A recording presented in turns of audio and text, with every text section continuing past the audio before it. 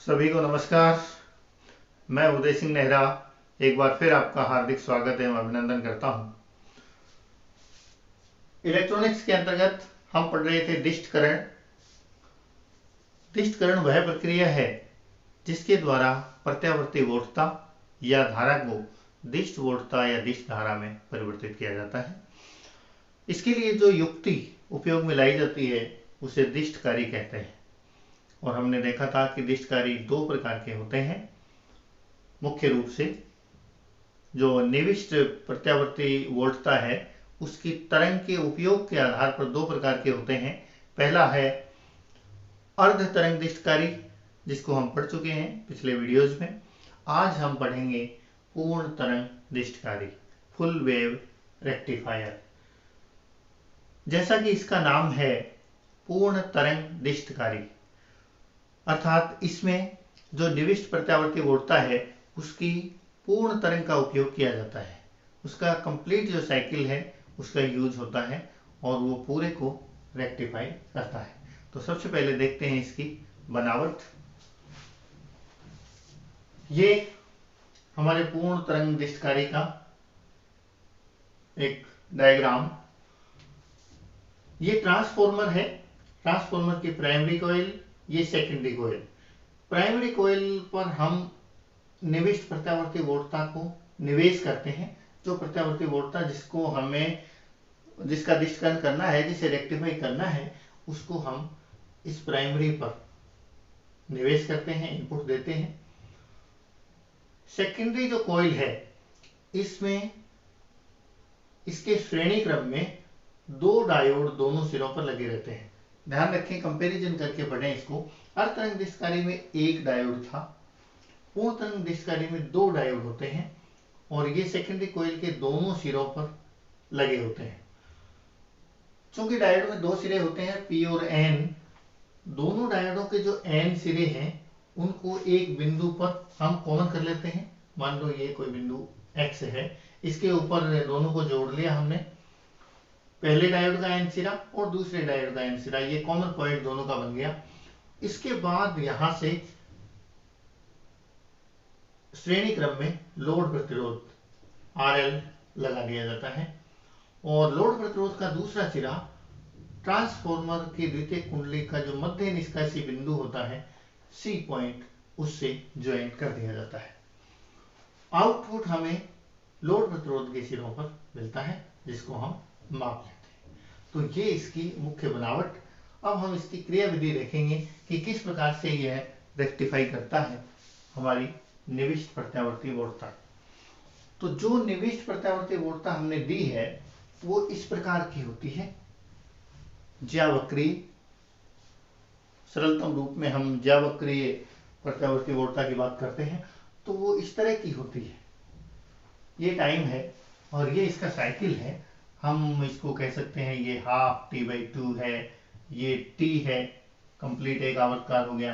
ये 3T/2 है और यहाँ पे 2T है, यहाँ पे 5T/2 है। इस तरह से ये आगे बढ़ रही है।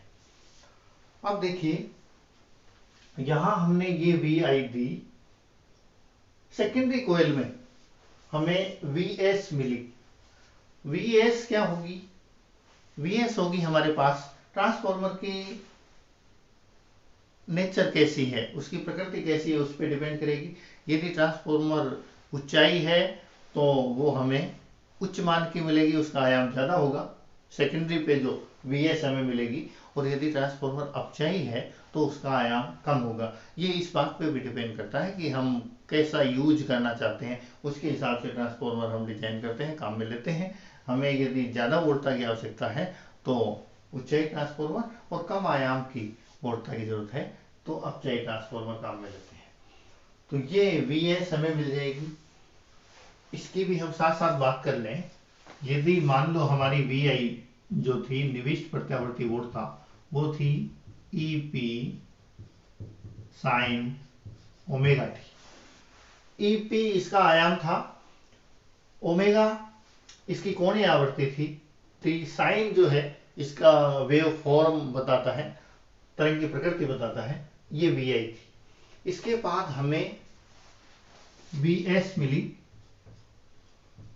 तो Vs कैसी मिलेगी, N E P sine omega T, जहां ये स्मॉल एन क्या है, द्वितीय कुंडली और प्राथमिक कुंडली के फेरों का अनुपात है।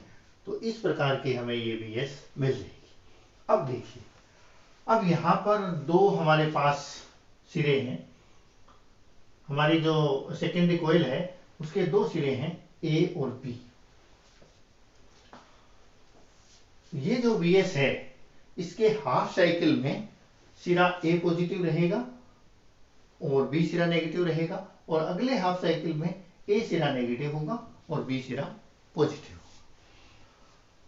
जब ए सिरा पॉजिटिव है, इस हम फर्स्ट हाफ साइकिल की बात करते हैं, जब ए सिरा पॉजिटिव है तो हमारे डायोड D1 का पी जो सिरा है वो धनात्मक और एन जो सिरा है वो यहां से इस मध्य निष्कासी पॉइंट से जुड़ा हुआ है, यानी पहले की तुलना में ऋणात्मक है। मध्य निष्कासी पॉइंट का मतलब है कि यहाँ वोल्टेज पॉजिटिव है, यहाँ शून्य है और यहाँ नेगेटिव है।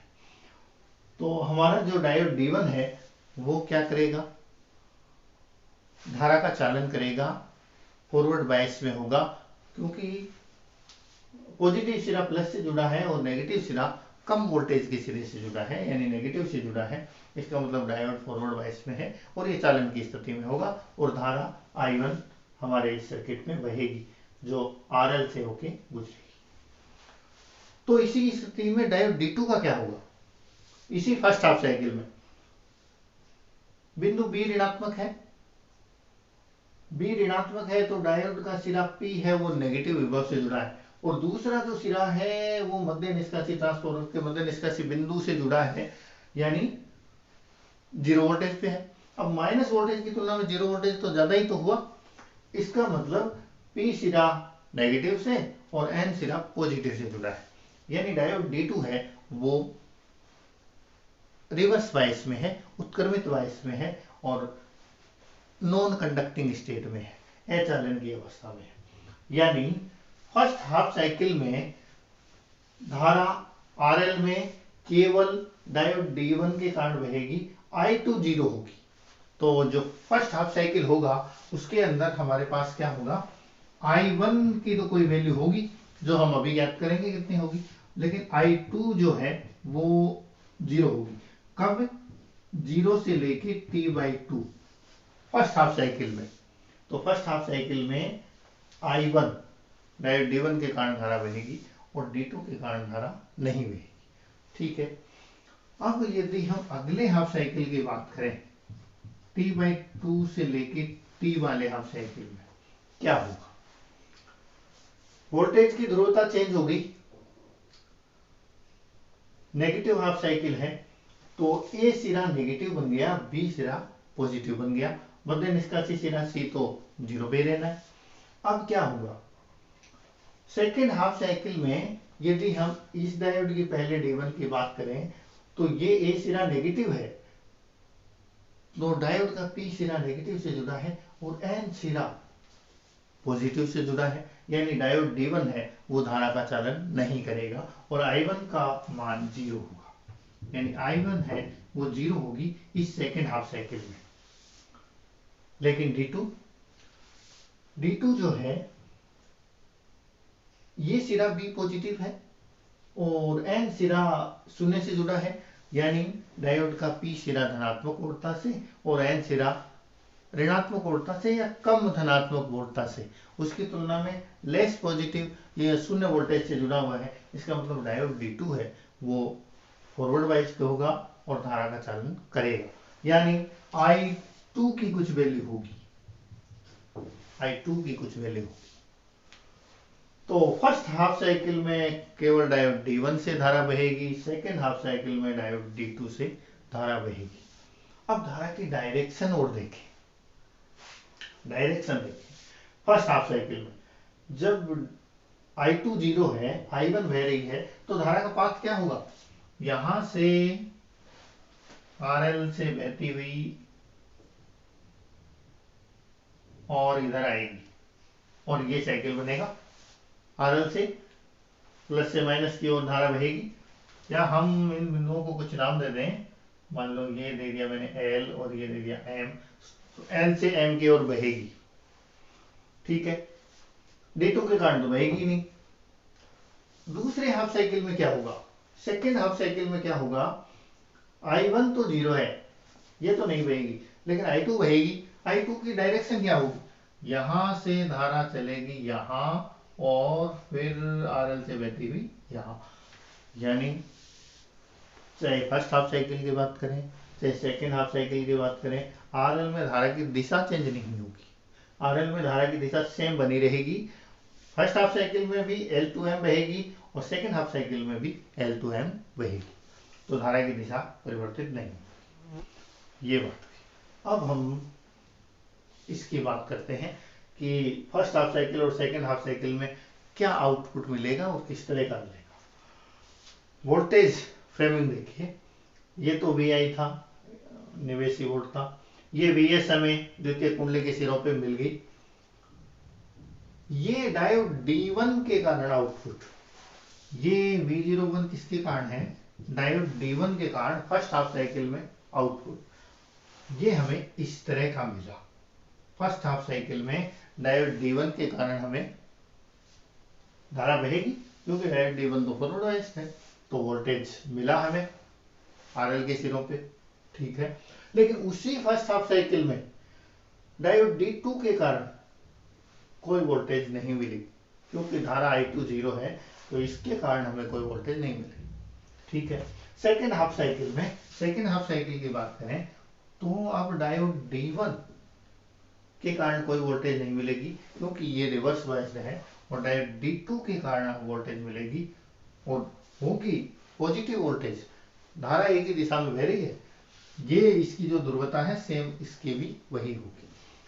अगले हाफ साइकिल की बात करें तो फिर वापस वही स्थिति दोहराई जाएगी, डायोड D1 के कारण वोल्टेज मिलेगी, D2 के कारण नहीं मिलेगी, उससे अगले हाफ साइकिल में D1 के कारण नहीं, D2 के कारण मिलेगी, एंड सो ऑन। अब आउटपुट तो हम हमेशा RL के सिरों पे प्राप्त कर रहे हैं, और हमें इस बात से कोई लेना देना नहीं है कि ये D1 से मिला है या D2 से मिला है, हम तो रिजल्टेंट आउटपुट देखेंगे। तो रिजल्टेंट हमें कैसा मिलेगा, हाफ साइकिल में ये फर्स्ट हाफ साइकिल में, सेकेंड हाफ साइकिल में, थर्ड हाफ साइकिल में, फोर्थ हाफ साइकिल में, एंड सो ऑन। तो हम यहाँ देख रहे हैं वोल्टेज की ध्रुवता नहीं बदलती, अर्थात धारा की दिशा सेम रहती है। धारा में उच्चावचन है, क्योंकि जो दिया हुआ वोल्टेज है वो प्रत्यावर्ती है और इसके कारण धारा है वो भी प्रत्यावर्ती है, तो वोल्टेज जो मिलेगा वो भी प्रत्यावर्ती होगा, दिशा उसकी बदलेगी, दिशा नहीं बदलेगी, मैग्नीट्यूड बदलेगा लेकिन दिशा नहीं बदलेगी। हमने अभी अभी देखा कि RL से धारा दोनों डायोड के कारण बहेगी सेम दिशा में, तो वोल्टेज उच्चावचन भरा होगा, पल्स होंगी वोल्टेज में, स्पंदमान जरूर होगा, लेकिन एक ही दिशा का वोल्टेज यानी पॉजिटिव वोल्टेज ही हमें मिलेगा, धारा की दिशा नहीं बदलेगी, एक ही दिशा में धारा बहेगी और पूरी तरंग का उपयोग होगा। हाफ वेव रेक्टिफायर में केवल एक डायोड था, इसलिए केवल आधी तरंग का उपयोग हो पा रहा था। यहाँ दो डायोड लगाने से ये फायदा हुआ हमें कि पूरी तरंग का, आधी तरंग को एक डायोड ने रेक्टिफाई किया, दूसरी आधी तरंग को, दूसरे हाफ साइकिल को दूसरे डायोड ने रेक्टिफाई किया, और हमें जो रिजल्टेंट आउटपुट है वो इस तरह का मिला, यानी टोटल वेव का उपयोग हुआ, और इसलिए इसे पूर्ण तरंग दिष्टकारी कहते हैं, full wave rectifier, because full wave is rectified and full wave is used. So this was the waveform. अब हम परिमाण की बात करें, जो वोल्टेज मिलेगा उसका परिमाण क्या होगा, धारा का परिमाण I1 और I2 के मान अपन ज्ञात करें तो देखिए, ये हमारी निवेशी वोल्ट था, ये हमें VS मिला। अब एक बात और देखने लायक है, जब पहले हाफ साइकिल में डायोड D1 के ऊपर वोल्टेज आरोपित होती है और जिसके कारण धारा बहती है, वो मध्य निष्कासी ट्रांसफार्मर होने के कारण पूरी VS नहीं है, हाफ है, हाफ नीचे वाली और हाफ नीचे वाली, तो VS के दो टुकड़े हो जाएंगे, तो हमें VS डैश काम में लेनी पड़ेगी, तो वी एस डैश होगी, इसको हम मान लें E M sine omega T V S बराबर, क्यों? क्योंकि ये सेकेंडरी जो है उसका मैक्सिमम मान, उसका आयाम ई एम है। तो प्रत्येक डायोड पर आरोपित, प्रत्येक डायोड पर आरोपित वोल्टता कितनी होगी?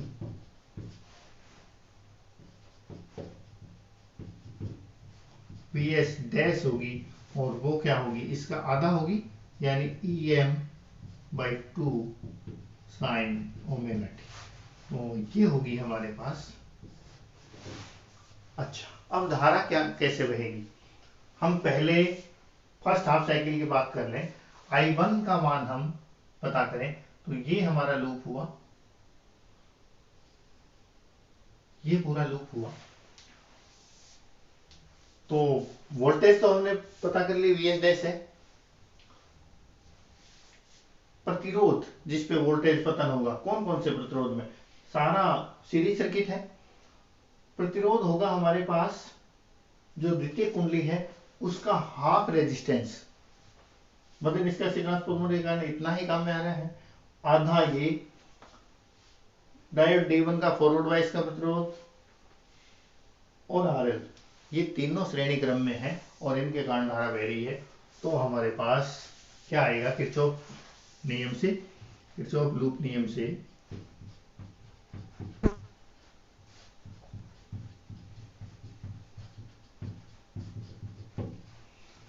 We S dash equal I1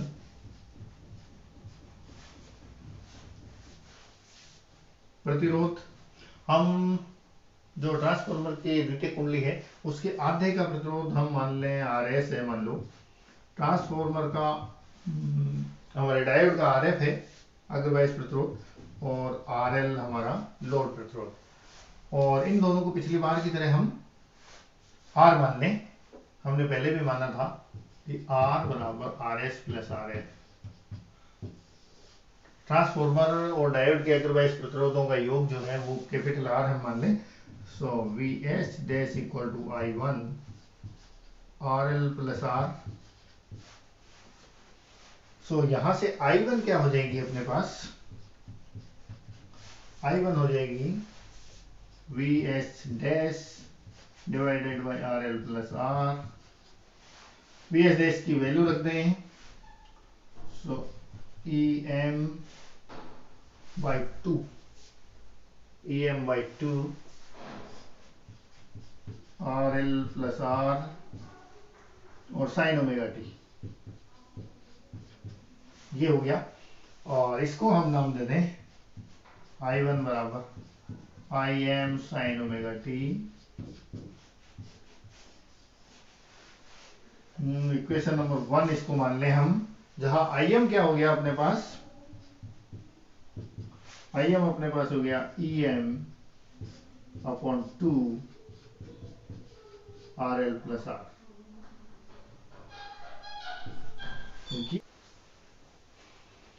एक बार फिर सभी का स्वागत। हम पढ़ रहे हैं पूर्ण तरंग दिशकारी। अब तक हमने पढ़ा कि पूर्ण तरंग दिशकारी में फर्स्ट हाफ साइकिल में पहले डायोड के कारण धारा बहती है I1 IM sign omega T. Second diode reverse wise में रहता है, धारा नहीं बहती।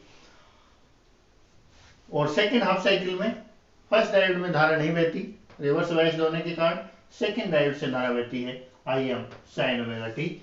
IM धारा का आयाम है, मैग्नीट्यूड है, मैक्सिमम मान है, एम्पलीट्यूड है। IM कितना होगा? EM upon RL plus R, जहां EM क्या है? एम्पलीट्यूड है आरोपित वोल्टता का मैक्सिमम मान EM, और EM को हमने डिफाइन किया ही था। EM बराबर था अपने पास यहाँ NEP बाई 2, जहां EP हमारी आरोपित निवेशी वोल्टता का अधिकतम मान है, N द्वितीय कुंडली और प्राथमिक कुंडली में फेरों की संख्या का अनुपात है, और बाई 2 क्योंकि आधी वोल्टता पहले डायोड पे आरोपित होती है और आधी वोल्टता दूसरे डायोड पे आरोपित होती है मध्य निष्कासित ट्रांसफार्मर के कारण। अब हम देखेंगे कि स्पंदमान धारा और वोल्टता का औसत मान क्या होगा। एक पूर्ण चक्र के लिए धारा या वोल्टता का औसत मान क्या होगा वो हम देखें। तो देखिए, औसत मान को यदि हम आईडीसी कहें तो ये आईडीसी होगा एक पूरे चक्र के लिए, यानी 1/t from 0 to t I dt, यानी संपूर्ण धारा का एक पूरे चक्र के लिए योग और बटे समयांतरण इक्वल टू। पूरे चक्र को हम दो अर्धचक्रों में बांटते हैं। पहले अर्धचक्र में धारा का मान I1 है, I2 तो 0 है, और दूसरे अर्धचक्र में धारा का मान I2 है, I1 0 है। So it will be 1/t 0 to t1 0 to t/2 I1 dt plus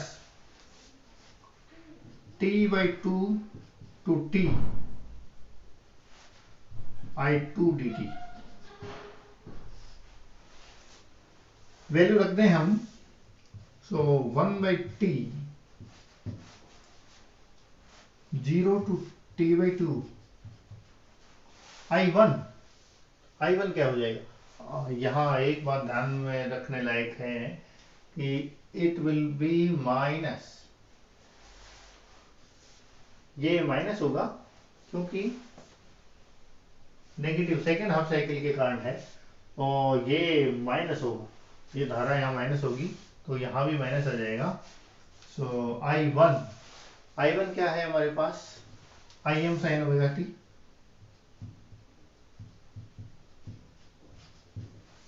Im sin omega t dt plus t/2 to t I2 की जगह आएगा Im sin ओमेगा t, और ये माइनस तो प्लस माइनस माइनस, क्योंकि negative half cycle है ये, इसमें माइनस, तो इसके कारण ये माइनस आ गया हमारे पास।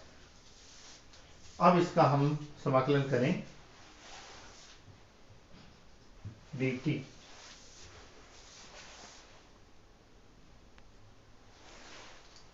इसका समाकलन करें हम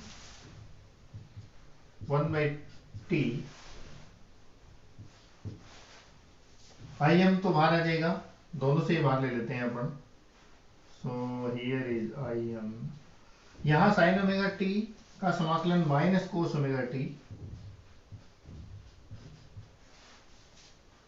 और upon omega 0 to t/2 minus, ये माइनस माइनस प्लस हो जाएगा, और साइन का कोस upon omega t/2 to t। So now IDC will be Im by t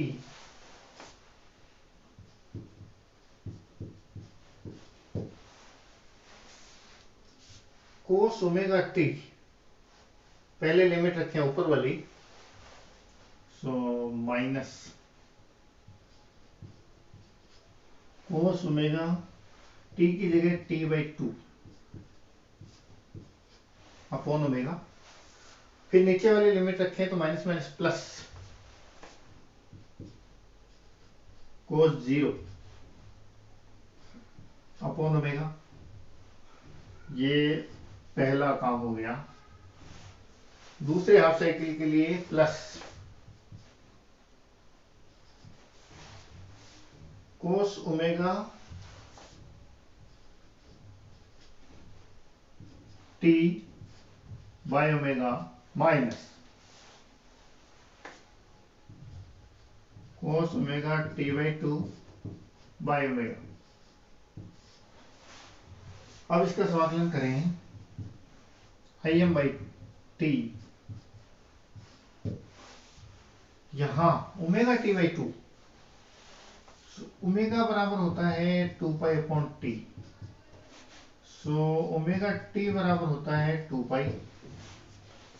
so omega T by 2 यानी कोस पाई माइनस का कोस पाई अपॉन ओमेगा प्लस 1/ओमेगा।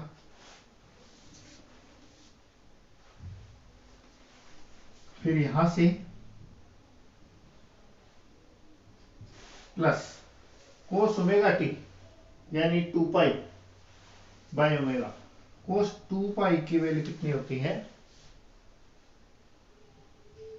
कोस pi minus 1, कोस 2π 1, सो 1/ओमेगा minus यहां फिर कोस pi minus minus plus 1/ओमेगा। कोस पाई भी -1, so minus minus plus 1, और ये भी अपने पास हो जाएगा प्लस का 1/ओमेगा। So it will be 4Im upon omega, और टी भी है, that will be 4Im by omega T 2π। 2 से 2 कैंसिल हो जाएगा अपने पास। So IDC will B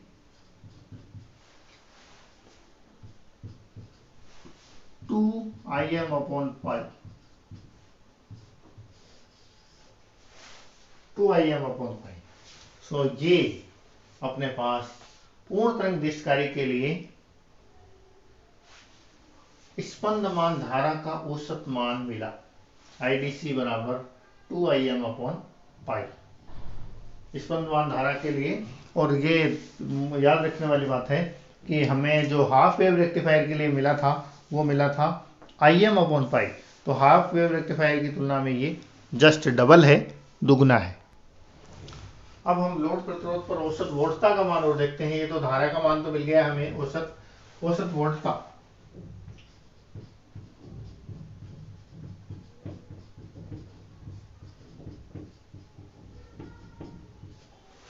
RL पर औसत वोल्टता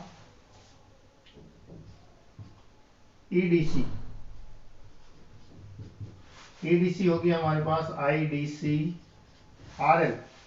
सो EDC विल बी, IDC का मान 2Im अपॉन पाई, सो 2Im अपॉन पाई RL।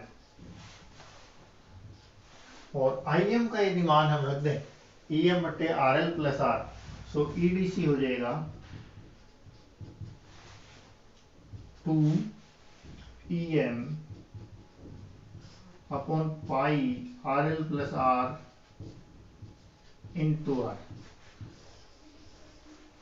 सो ये equation number 1 and this is equation number 2।